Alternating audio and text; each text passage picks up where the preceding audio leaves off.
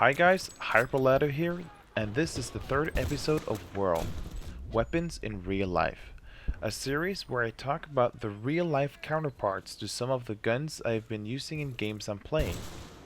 In this episode, I'm going to cover the Barrett M95, known as the M95 Sniper in Bad Company 2.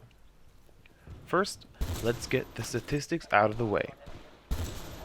The M95 weighs 10.7 kilos or 23.5 pounds. The length of the rifle is 1143 millimeters or 45 inches. The barrel length is 736 millimeters or 29 inches. It is a bolt-action single-shot rifle that fires 50 caliber BMG rounds.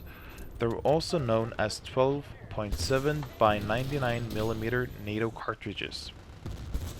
The M95 uses 5-round detachable box magazines.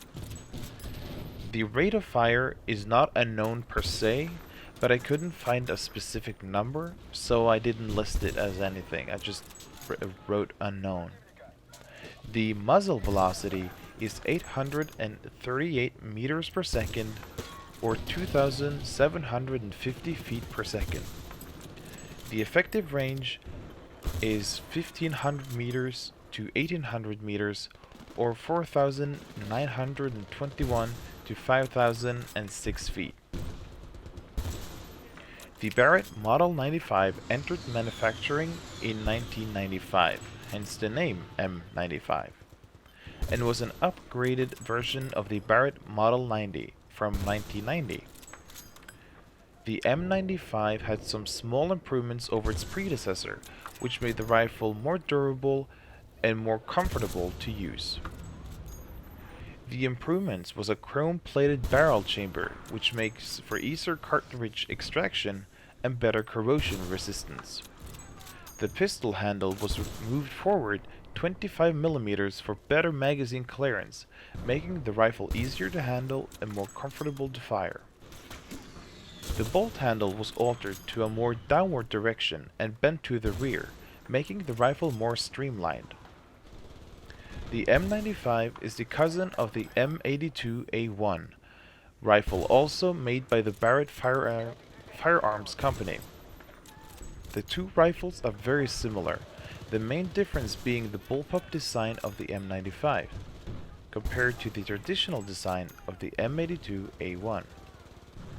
The M95 is the bolt-action alternative for those who either needs or wants a single-shot rifle instead of the semi-automatic fire mode of the M82A1.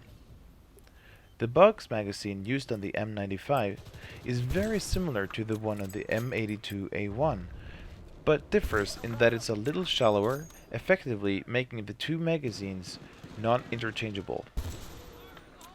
The M95 is also some 30 centimeters shorter and lighter than the M82A1, making the rifle approximately 30% less expensive.